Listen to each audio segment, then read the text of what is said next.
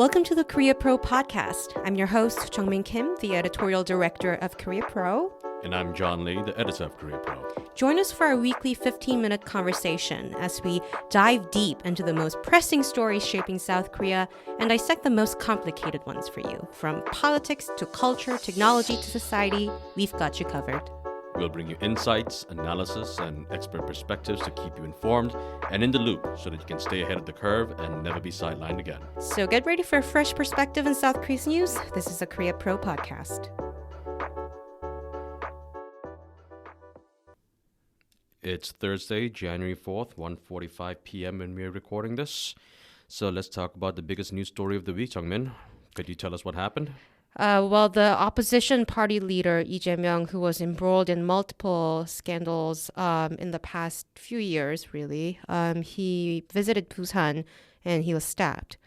The police charged the assailant for the charges of attempted murder.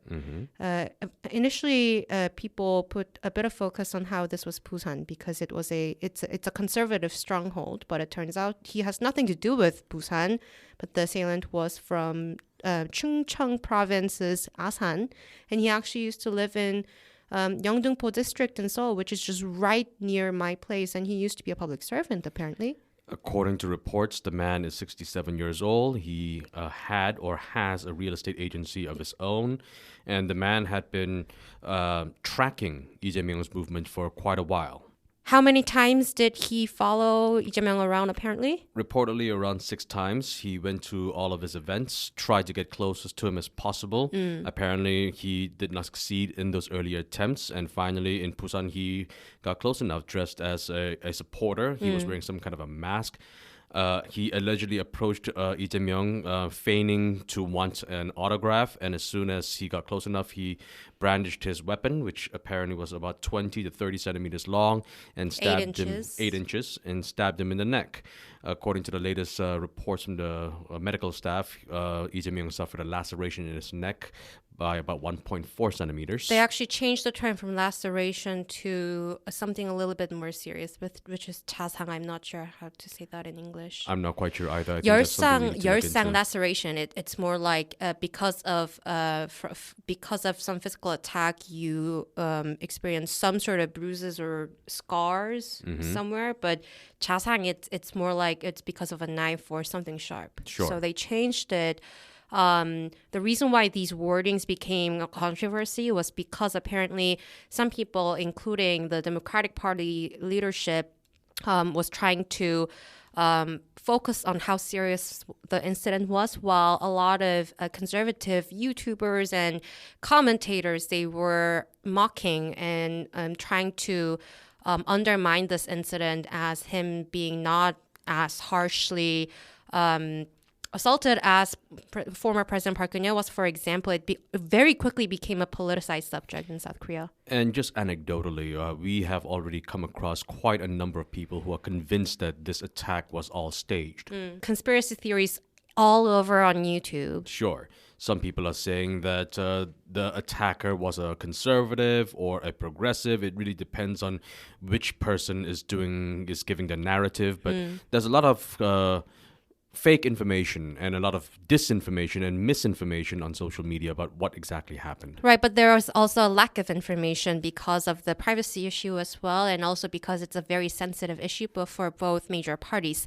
Initially, a lot of focus in news was whether or not this was a conservative party supporter or a progressive party supporter. But it turns out, reportedly, this person was in 새누리당, which is a predecessor of the People Power Party currently. But then he changed earlier this year to last year, actually, it's 2024 now, to Democratic Party. And apparently some people are saying that makes him a progressive, but some people also suggesting that he changed his party affiliation so that he could get more information about Lee Jae-myung's movements. Right, and the police is not directly confirming to journalists about his party affiliations because of privacy issues as well. And also, they have to go through some legal procedures. But more importantly, I talked to a few experts for an analysis I'm writing right now about this. it's not the most important issue, is what the majority of experts told me, including political scientists and sociologists, are saying that it actually does not matter that much which affiliation this person held. It's more important that it was a violence. It was terrorism. Violence. It's violence is violence. And it's based on political or social animosity towards someone, and it's a very serious symptom that someone planned this out to assault someone with a knife, which we actually saw last year throughout the year in 2023, not on politicians but on randomized people. Sure. There were a lot of knife attack sprees that occurred last year in the summer. I don't know what's exactly driving a lot of these copycat criminals to actually attack each other with knives. But going back to the politician aspect, Lee Jae-myung is only the latest politician to have been attacked. The former Democratic Party leader, Song-yeol was also attacked, but with a hammer, not a knife, right? Yeah, but his response was not that good, because the reason why former President Park Geun-hye's response drew the surprise winning of her party was because of the allegedly, people are debating about this right now as well, but responsible action that she showed afterwards, asking her party to not overreact and so on and so forth. But Song Yeol, he spent entire month, I think, with a cast on his forehead that he sometimes just took off. For context, Park Geun-hye was attacked in 2006 when she was the leader of the Grand National Party, which was the predecessor to the 새누리당, or the New Frontier Party, which is also the predecessor to the current People Power Party. They love to change their names. It's just in general in South Korea, they love changing names when it's needed, of rebranding. Of course. But there were other figures as well, like Mark Lippert. It was a big news at the time. Yes, Mark Lippert was the ambassador at the time, and the attacker was, if I recall correctly, he was a very well-renowned leftist. And he attacked Mark Lippert with a knife. He actually had quite a big gash in his face, if I remember correctly. Well, Arister, our former editor at NK News, I talked to him like how people outside South Korea might see these trend or patterns that we see, knives involved in attacking politicians. Well, first of all, we don't have guns here, so knife, I guess. But more importantly, Mark Lippert incident was actually a big surprise to a lot of people who are just ordinary observers, not like Korea watchers, because people usually see Koreans as one of the first world allies. Right, and it was also an attack on a sitting diplomat, and that could have gone very badly. Right, but it quickly faded from public memory and didn't really impact U.S.-South Korea alliance or anything, because people all thought there's one person who's an outlier and an extremist. But the thing is, we keep seeing these extremist movements in South Korea against politicians, and we can't say randomized, because sometimes there are motives that are related to specific demographics. Like last year, many of the attacks were against young men, young women, or just random people at a shopping mall. Sure. So it's concerning trend, and we can go as far back as just decades ago. We kept seeing it from time to time.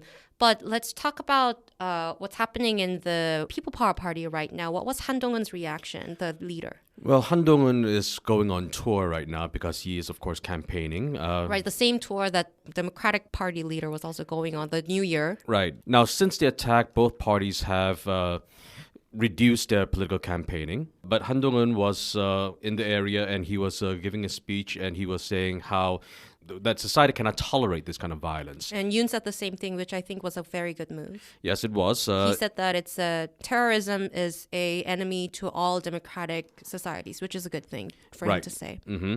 This is one of those rare instances where we will see completely bipartisan speaking with the same line. Right, but supporters weren't helping. What happened with Han Dong-eun's remark? Now, when he gave the remark that he was hoping for Lee Jae-myung's quick recovery, some people in the audience, they started clapping because they were quite happy about what had happened to Lee Jae-myung. And then another person shouted out, it's all manipulated, it's conspiracy. Right, which goes back to what we were saying earlier, that there's a lot of disinformation out there. And Han Dong-eun, he just quickly shut that down. And he gestured to stop. Did not say anything about it, but he gestured to stop. And the People Power Party right away, once it got reported, texted all journalists and said that please do not link this to Han Dong-eun's views on this, because it's not his view. Exactly. There are a lot of people who are part of the political base in either party who will subscribe to any kinds of vilification of people on the other side. And if that convinces them that an assassination attempt is all manipulated stage theater, then that's what they're going to believe. And unfortunately, this seems to be a trend that is spreading. Right. Sorry as I am to hear about Lee Jae-myung's injury, I have to point out one of the experts told me that this goes back to just fundamentally, this is also politicians' fault because their main fuel in the past few years has been basing on hatred, fandom politics, and trying to mobilize people based on hatred towards the vilified other. Right.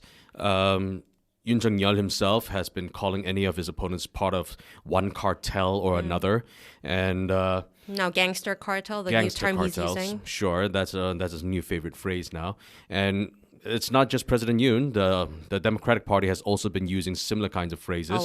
A lot. They've been calling Yoon a dictator, despite the very strict definition of the word. And they are talking about how his foreign policy is subservience to Japan. So there's a lot of negative rhetoric that has been going around. Also, like, not even something about policy. They will just call each other dumb. Just really low, cheap shots that's been going around for more than a year now. Politics at its worst. Not Right. a high bar, but still. So this is a prime example of what happens to a society where there are unhealthy political discourse that's being pushed forward by politicians. And there's a lot of unhealthy discourse. And there are ramifications that we are seeing. Look out for publication of my new analysis tomorrow. It'll be coming out on Friday. Unlock the full Career Pro experience by joining our community and taking advantage of our Black Friday deal and friend referral program. Stay informed, stay ahead, and never miss a beat in current affairs that matter. Subscribe today and transform the way you understand Korea. Week ahead. Anything on your mind that we have to keep an eye on next week? Well, the political campaigns, as we said earlier, it's slowing down, but eventually this will pick up right back up again. In fact, if I recall correctly, some people in the People Power Party were saying that Lee Jae-myung's trial should continue once he recovers from his injuries.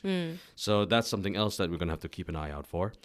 And also from the Democratic Party side, there are internal rifts continuing. Although it was suspended for a few days, there was one former Democratic Party lawmaker who left the party to create a third party, saying that he just cannot wait forever and gave another ultimatum for Lee Jae-myung to change. That lawmaker is Lee Nak-yeon, who is also the former leader of the Democratic Party and also a former prime minister.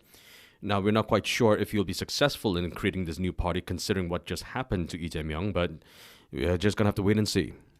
Well, Lee Nak-yeon initially, before the Lee Jae-myung accident, he said, reports said that he will be creating the party on January 6th, which is this Saturday.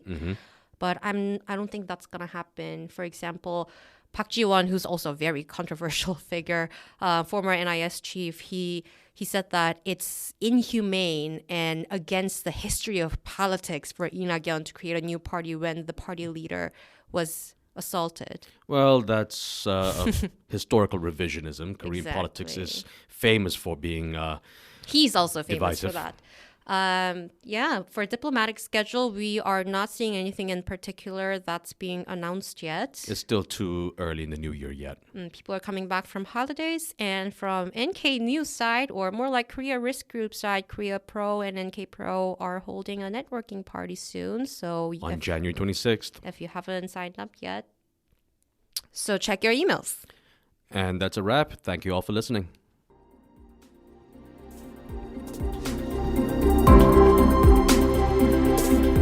And that's a wrap. Thanks for tuning in. We hope you enjoyed today's discussion. If you want to know more, sign up for our daily executive briefings that will give you all the most important news of the day in a succinct manner in your inboxes. Don't forget to subscribe to our podcast for your weekly dose of insight. And until next time, I'm Jeongmin Kim. And I'm John Lee. Stay connected, stay informed, and we'll see you next week on the Career Pro Podcast.